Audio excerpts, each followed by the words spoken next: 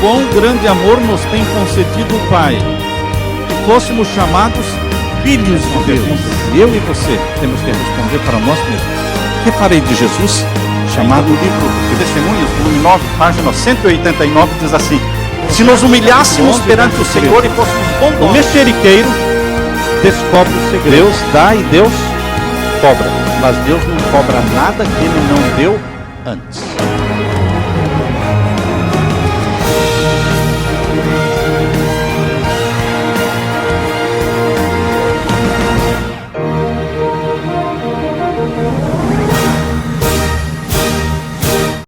Pai querido que estás nos céus, queremos te agradecer por esta ideia, este projeto, a Sexta-feira Jovem, quando os jovens vêm à tua presença glorificar o teu nome. Estamos aqui para te adorar. Imploramos que o Espírito Santo esteja conosco, abençoando-nos, ao abrirmos a tua palavra neste momento. Em nome de Jesus. Amém. Convidamos a todos para que abram a Bíblia na primeira carta de João. Abra sua Bíblia. Eu perguntei se teria espaço para um sermão. Ele falou, é um sermão mesmo. Então vamos tentar ficar dentro do tempo. Mas eu quero ler com vocês primeira carta de João, capítulo 2. A primeira carta de João, capítulo 2, e o verso 14. Vamos ler aqui a partir do verso 12, né? Capítulo 2 da primeira carta de João, a partir do verso 12. Filhinhos, escrevo-vos, porque pelo seu nome vos são perdoados os pecados. Pais, escrevo-vos, porque conhecestes aquele que é desde o princípio. Mancebos, ou seja, jovens, escrevo-vos, porque vencestes o maligno. Eu vos escrevi, filhos, porque conhecestes o Pai. Eu vos escrevi, pais, porque já conhecestes aquele que é desde o princípio. Eu vos escrevi, jovens, porque sois fortes, e a palavra de Deus está em vós, e já vencestes o maligno. Este texto está dizendo que o jovem é forte. Juventude é o tempo do vigor. É o tempo da energia. Você pensa e você realiza. Quando nós chegamos nos 60 anos, como eu estou agora com 63, você pensa, mas muitas vezes o corpo não corresponde. A sua mente, ela imagina algo, mas o seu corpo não realiza. Mas queridos, os jovens, eles têm força, têm energia. Por isso que o profeta João está falando aqui: eu vos escrevo, jovens, porque sois fortes, e a palavra de Deus está em vós, e já vencestes o maligno. A melhor época para vencer o maligno, vencer a Satanás, é quando jovem. Se quando jovem você não vence, se quando jovem a sua cabeça se torna uma cabeça de fracassado, de derrotado, de perdedor, fica difícil você depois, quando passa da linha da juventude, você querer ser vencedor. Fica difícil, porque você desenvolveu uma mente de perdedor, você desenvolveu uma mente de fracassado, você desenvolveu uma mente de complexos. E Satanás quer fazer isso com os nossos jovens, quer derrotá-los como jovens, quer estragar a vida sua quando jovem, porque a juventude é a época da semeadura, quando você está semeando a semente que você vai colher um dia. É na juventude que você vai encontrar uma garota e vai escolher uma garota para ser a sua primeira namorada, e depois a sua noiva, e depois a sua esposa. Deus colocou a Leila na minha vida quando eu tinha 16 anos de idade. 16 anos de idade. Foi o primeiro namoro sério. Primeiro namoro assim de pegar na mão, não é? de beijar. com 16 anos, nós crescemos juntos. A melhor época para você se ajustar um ao outro é na época da juventude, porque você é ajustável, você é flexível, você faz decisões com facilidade, você renuncia a coisas com facilidade, você assimila golpes da vida, golpes duros da vida, você assimila com facilidade, você supera as coisas com facilidade. Quando você se torna mais maduro, você já fica com alguns defeitos cristalizados, a sua energia já não é a mesma, você já tem dificuldade para assimilar os golpes, você já sente mais os golpes, não é a mesma coisa, você sofre mais. Portanto, quando a Bíblia diz, eu vos escrevo, jovens, porque sois fortes, está falando que a juventude, no tempo em que está desfrutando esta força que Deus dá, deve fazer na juventude as principais decisões da vida. E eu quero dizer para vocês que depois de aceitar a Jesus como Salvador, que é a principal decisão, eu quero dizer para vocês que a segunda maior decisão é a decisão da esposa e do marido.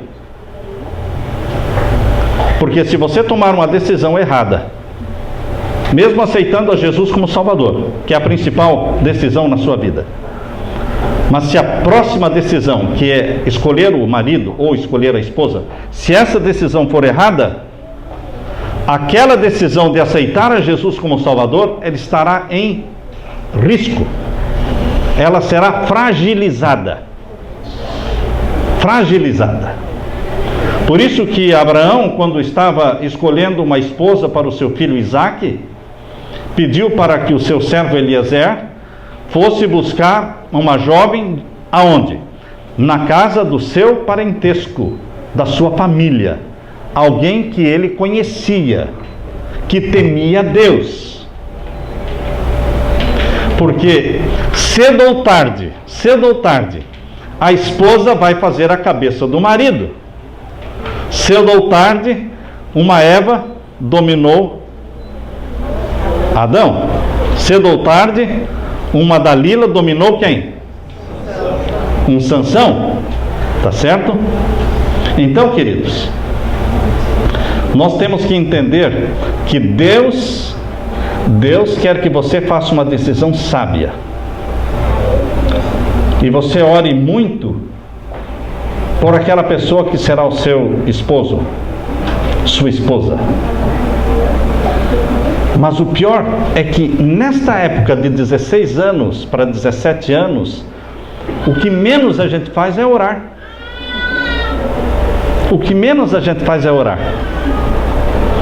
Quando meus pais me levaram para o Colégio Adventista aqui no Pinheirinho, em Curitiba, para o Instituto Adventista de Ensino, eu cheguei ali nessa idade de 16 anos, eu nunca tinha lido a Bíblia. Eu não orava, fazia nada. Meus pais oravam por mim. Meus pais oravam, mas eu não orava. E aí estava o risco. Foi por misericórdia divina, foi em resposta das orações dos meus pais, é que Deus colocou na minha vida uma esposa que ama Jesus. Amém. Que me ajudou também a andar nos caminhos do Senhor, que não aceitou os convites para fazer coisas erradas. Amém. Porque os convites, o homem, nós costumamos dizer que o homem é o acelerador e a mulher é o freio. A mulher tem que saber ser o freio para controlar as mãos bobas do homem. Mão boba, não é?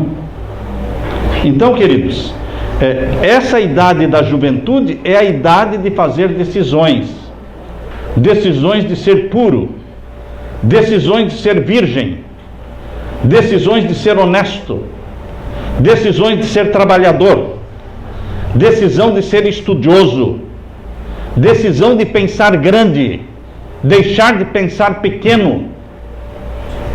A maioria dos jovens pensa pequeno, se acomoda com pouca coisa, Você não pode se acomodar com o estudo de segundo grau. Você não pode se acomodar com o estudo superior de uma faculdade. Você não pode se acomodar a um mestrado. Você tem que almejar e sonhar com um doutorado. Você tem que estar sempre pensando grande. Porque Deus é grande. Se Deus é grande, nós temos que pensar grande. Mas eu não posso. O não posso é uma limitação que você colocou dentro da sua mente. Não foi Deus quem colocou. Você é que está dizendo que não consegue, que não pode. E quando você diz que não pode, quando você diz que não consegue, realmente não consegue. Porque assim como você imaginou na sua alma, assim é. Abra sua Bíblia. Abra sua Bíblia em Provérbios. Vamos ver aqui em Provérbios. Veja o que a palavra de Deus está falando aqui.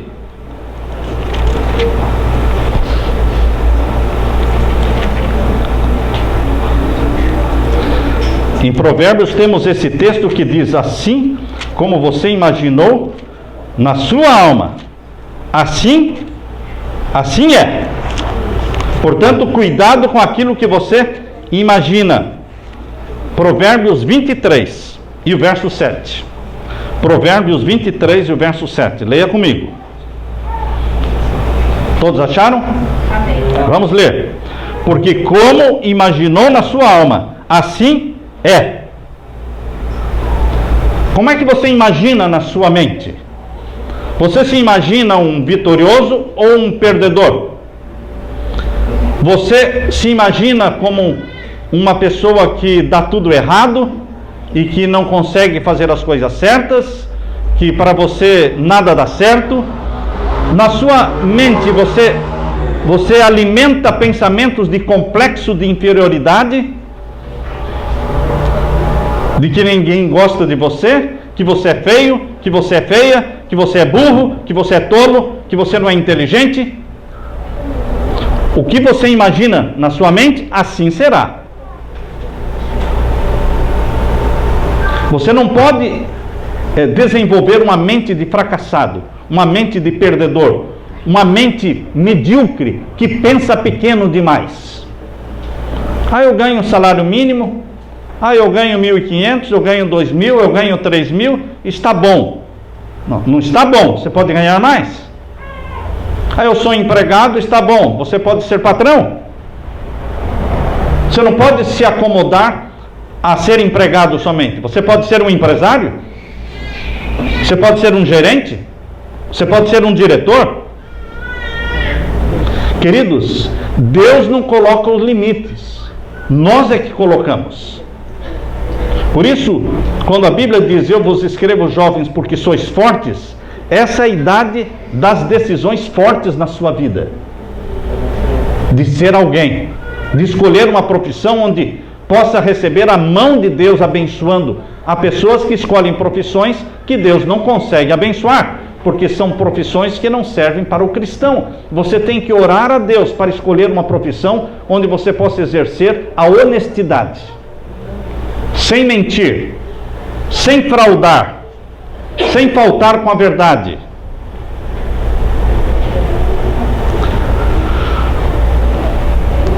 Eu vos escrevo, jovens, porque vejo na fronte de vocês o orvalho puro da manhã da vida, que o fogo das paixões humanas ainda não secou.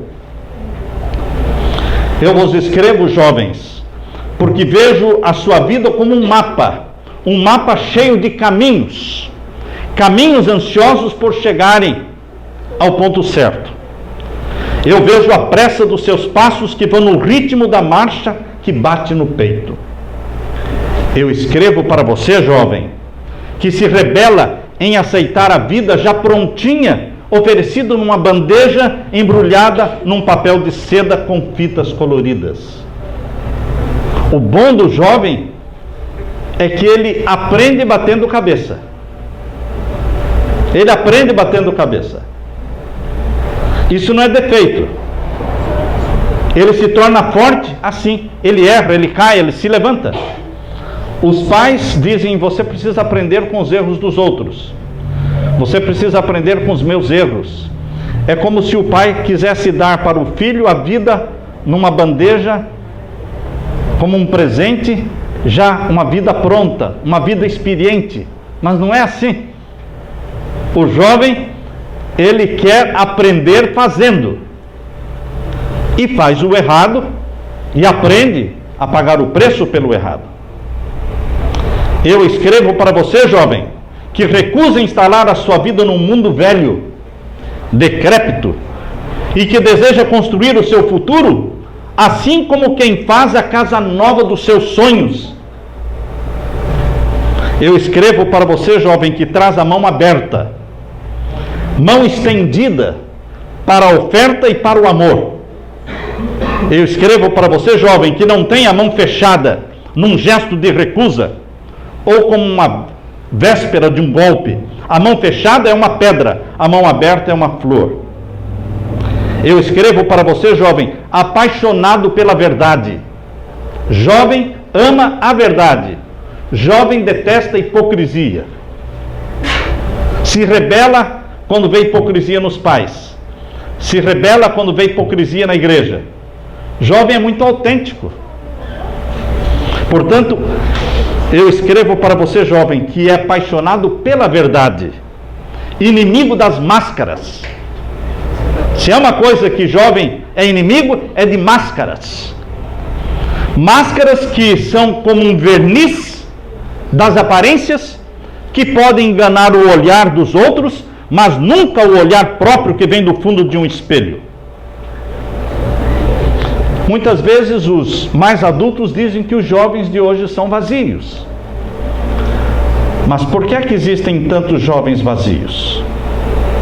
Porque existem pouquíssimos adultos transbordando. Porque o que eles são, eles aprendem com os mais adultos. Eu escrevo para você, jovem, que gosta de cantar. Cantar o quê? Não um canto impessoal, de algum CD comprado, mas cantar a sua própria canção, composta nota por nota, nas teclas brancas e pretas, alegrias e dores deste piano encantado que é a sua vida. Você compõe a melodia da sua vida. Sai desafinada a melodia de vez em quando, porque é a melodia da vida, e ela é cheia de tristezas e de surpresas. Eu escrevo para você, jovem, que deseja subir alto, pensar grande, subir bem alto por ter horror dos brejos. Aqui embaixo existe brejo, pântano, sujeira, lodo, mas você quer subir alto, porque você tem horror aos pantanais, você tem horror ao riacho amargo, horror às águas mortas e salobras, horror às águas paradas. Eu escrevo para você, jovem, que tem frescores de água virgem e que não se envergonha de ser virgem. Há poucos dias eu estava conversando com um jovem e ele disse para mim: pastor, eu sou virgem, mas eu tenho vergonha que alguém descubra que eu sou virgem, porque hoje o mundo ficou assim. Quem faz o que é correto é como se estivesse errado. Certo está aquele que vive a vida toda errada. E quem preserva a castidade e a virgindade para o casamento é como se estivesse fazendo uma loucura. Todos querem transar antes do casamento. Todos querem viver sexualmente antes do casamento. Pouquíssimos se guardam para o casamento. Por isso, pouquíssimos casamentos são felizes. Porque não há confiança um no outro quando a experiência sexual começou antes. Quando você cedeu para esse rapaz, que pensa, se ela cedeu para mim, ela cederia também para os outros. Portanto, meu jovem, minha jovem, não tenha vergonha da virgindade, da castidade. Minha esposa e eu namoramos 6 anos. Começamos com 16 anos. 6 anos e casamos virgens.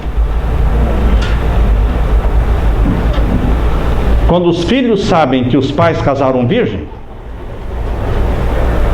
é provável que eles tenham também o quê?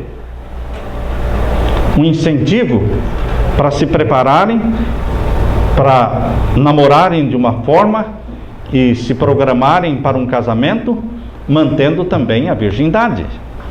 Porque tal pai, tal filho, tal mãe, tal filha. Os filhos ficam sabendo da vida dos pais. Se você, pai e mãe, pensa que os seus filhos nunca vão descobrir o que vocês fizeram, você está muito enganado. Eles sabem mais da vida de vocês do que vocês pensam. Tem tio que conta, tem avô e vó que contam. Só você que pensa que eles não sabem. Portanto, dê exemplo. Dê exemplo. Eu escrevo para você, jovem, que vive armando pulo sobre os abismos da mediocridade, para cair em pé, triunfante do outro lado, sobre as margens floridas do ideal. Tenha ideal. O que é ideal? É colocar um alvo elevado e perseguir este alvo e não desistir, custe o que custar. Quando eu coloquei como meta de fazer teologia, ser um pastor, porque minha mãe me deu para ser um pastor, minha mãe me entregou para Jesus quando eu nasci, ela me entregou para ser um pastor. Então, queridos, quando eu assumi o compromisso de ser um pastor, coloquei esse ideal e nada me tirava do rumo. Eu persegui este ideal com oração, com insistência, com determinação, e Deus nos ajudou a chegar lá. Amém. Escrevo para você, jovem, que vive armando pulo sobre os abismos da mediocridade. Não seja um aluno medíocre. Existem alunos medíocres. Existem pessoas que fazem uma faculdade de forma medíocre. Não estudam, não cavam fundo. São alunos mais ou menos. Estudam só para passar. Eu nunca estudei para passar. Eu sempre estudei para tirar a melhor nota possível, em nome de Jesus. Amém. É o melhor que você tem que buscar fazer. Você não pode se contentar com o pior. Você não pode se contentar com o 6, se você pode alcançar 10. As pessoas se contentam com pouco. Deus não aprova a mediocridade. Deus quer que você avance, avance e avance, porque até no céu e na nova terra nós vamos continuar crescendo e avançando em conhecimento, na ciência, eternamente. Nunca vamos parar de estudar, nunca vamos esgotar o conhecimento divino.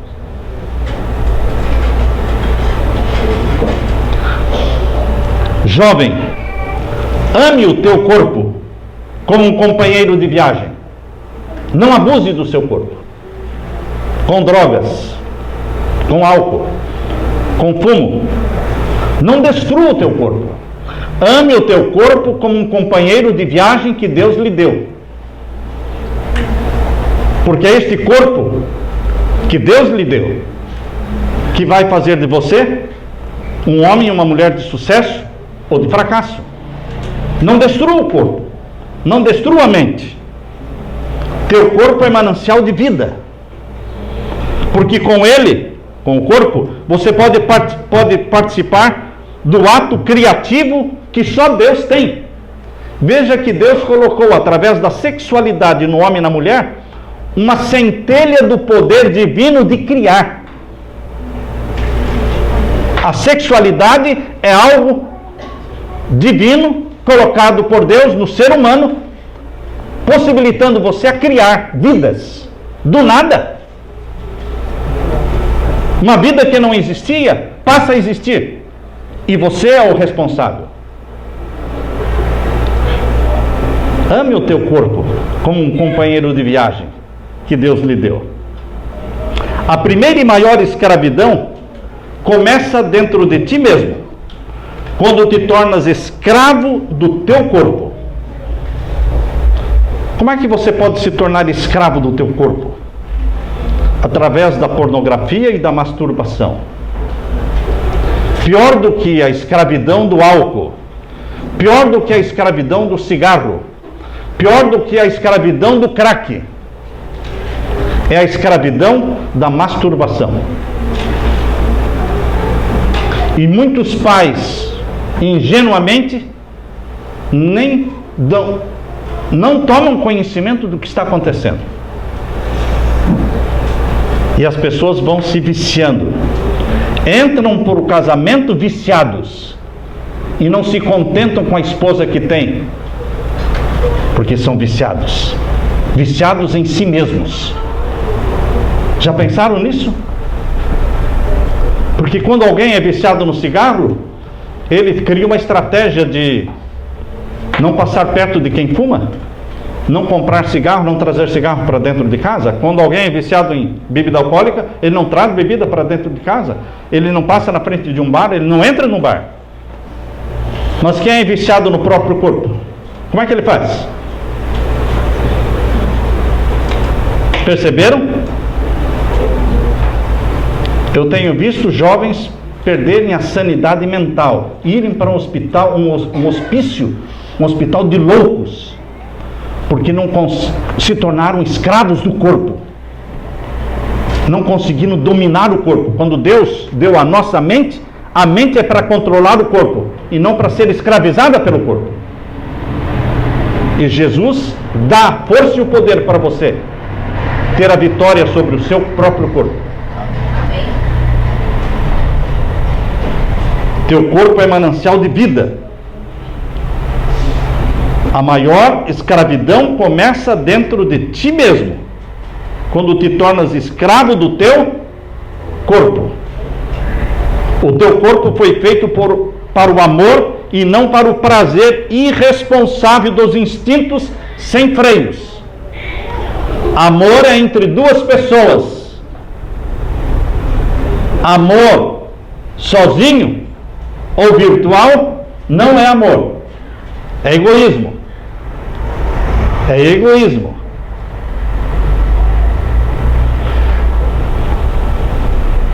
Não dê ouvido aos que dizem que é preciso viver a vida, gozar a vida. Não. Você não precisa viver a vida e gozar a vida. Você tem que ter um ideal de servir a Deus, amar a Deus e amar ao próximo. Não pense em ser feliz, pense em fazer os outros felizes. Porque pensar em ser feliz é egoísta, mas pensar em fazer outros felizes não é egoísmo. E quando você faz outras pessoas felizes, você se torna feliz. Eu me lembro de um jovem que ele era rico, e numa série de evangelismo que ele assistiu, ele aceitou a Jesus e foi batizado.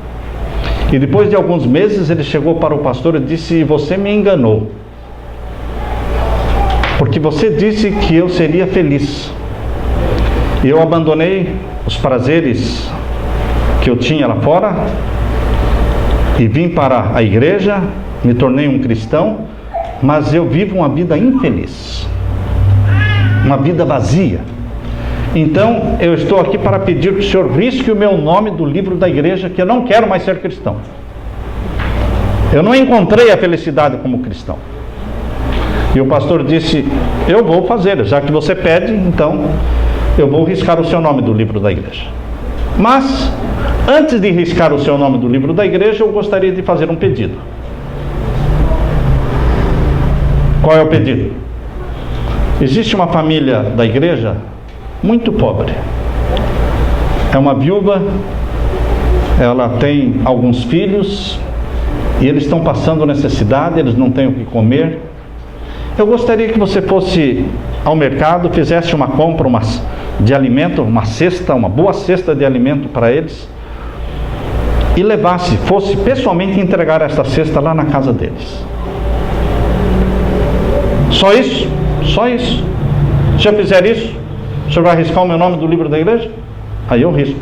Pode ficar tranquilo, mas primeiro faça isso. E ele então foi ao mercado, fez a compra, pegou seu carro e foi à casa daquela viúva. Quando ele bateu a porta,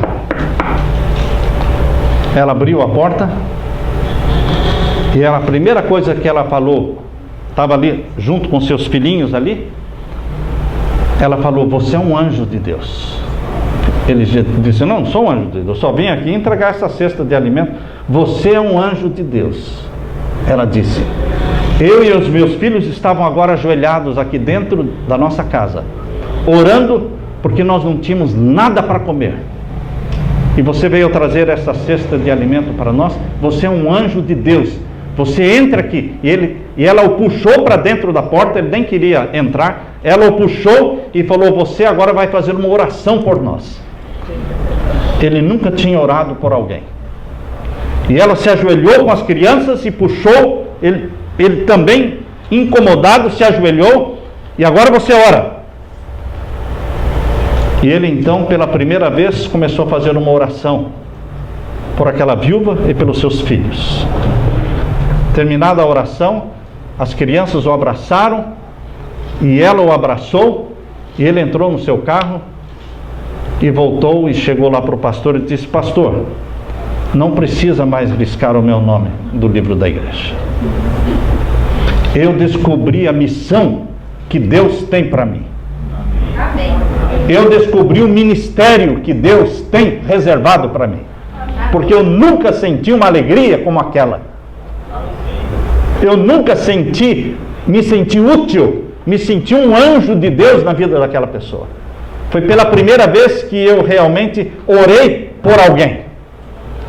Eu vou fazer disso um ministério na minha vida. Queridos, faça da sua vida uma vida útil. Não pense em gozar a vida. Pense em servir a Deus e servir ao próximo. Porque este é o resumo dos 10 mandamentos. Amor a Deus e amor ao próximo. Fuja do horror daquilo que é vil, daquilo que é desonesto.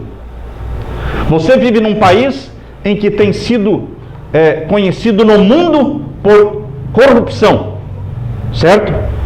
O Brasil se tornou uma característica brasileira lá fora no mundo, é a corrupção, a impunidade, o roubo, os mensalões, o petrolão. Agora, eu desafio você, jovem, a ser honesto, a devolver o que encontra, a não pegar aquilo que não é seu, a não aceitar falcatruas, não aceitar suborno. Tem que existir alguém honesto no mundo, e este alguém pode ser você, em nome de Jesus. Amém. Fuja com horror daquilo que é vil, daquilo que é baixo, daquilo que é vulgar, nos atos e nas palavras.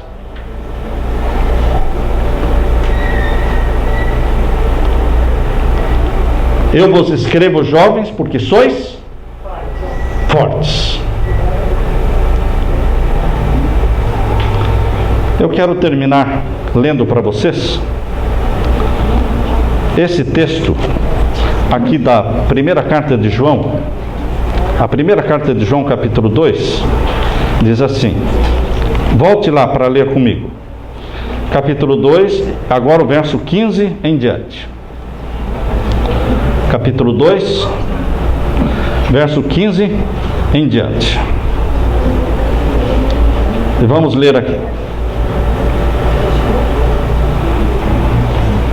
Não ameis o mundo. Está falando para os jovens. Jovem, não ame o mundo. Capítulo 2 de 1 João, verso 15. Nem o que existe no mundo. O que é que existe no mundo, irmãos?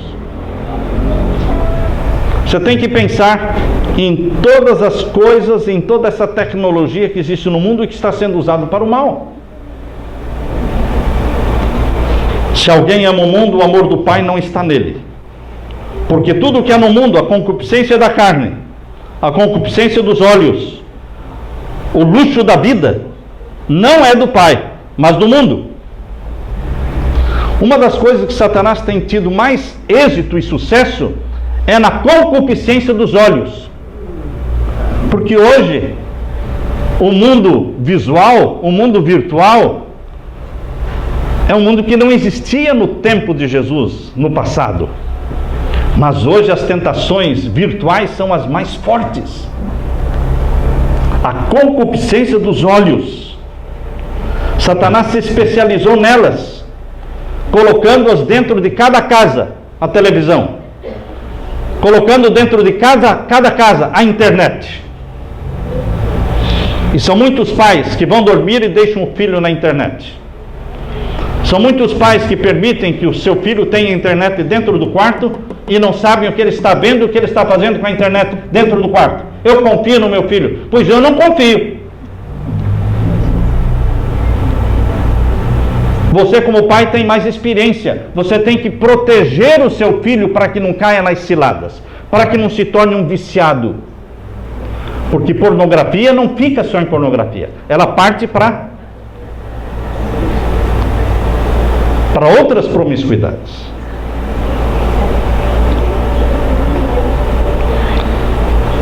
Eu quero que você leia, para terminar, Salmo 101. Salmo 101. Vamos ler os versos 2 e 3. Salmo 101, versos 2 e 3. Nós não vamos ter uma igreja mais santa do que os lares. Se nós temos lares promíscuos, se nós temos lares violentos, se nós temos lares que não praticam a religião, a igreja já morreu. A igreja já morreu, porque a igreja não são as quatro paredes, a igreja são as famílias que a compõem. Então a nossa religião, ela tem que ser vivida dentro de casa, dentro do quarto. Dentro do quarto do casal, dentro do quarto dos jovens, tem que ser praticada a religião. É ali que você se ajoelha de madrugada e canta louvores a Deus.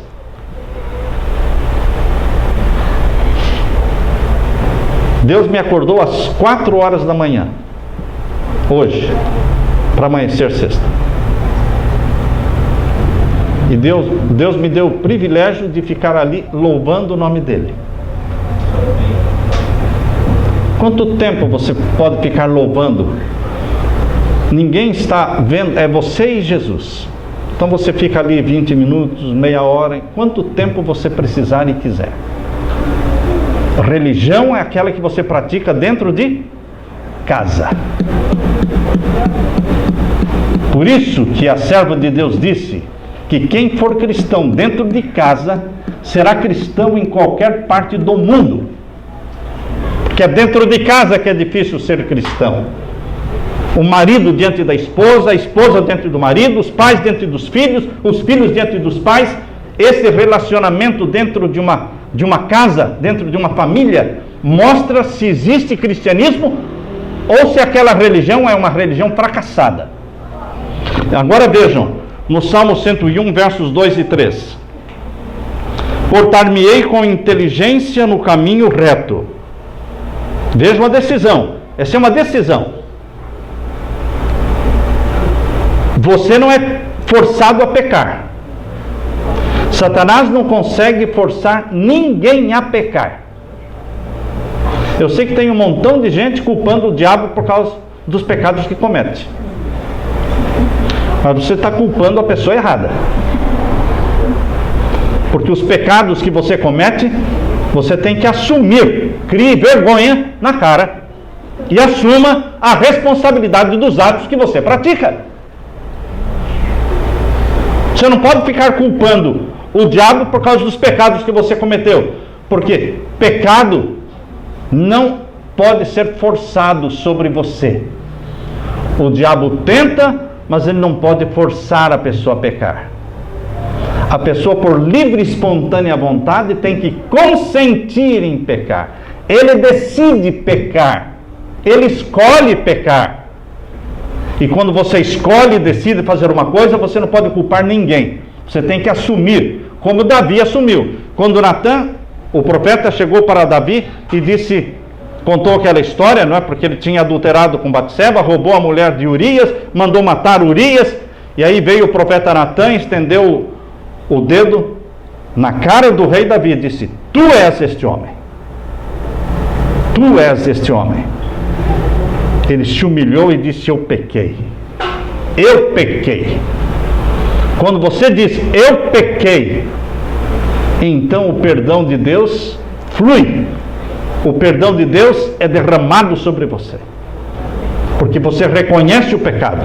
Você se humilha diante de Deus e diz: Senhor, eu pequei. Não é justificar o pecado, não.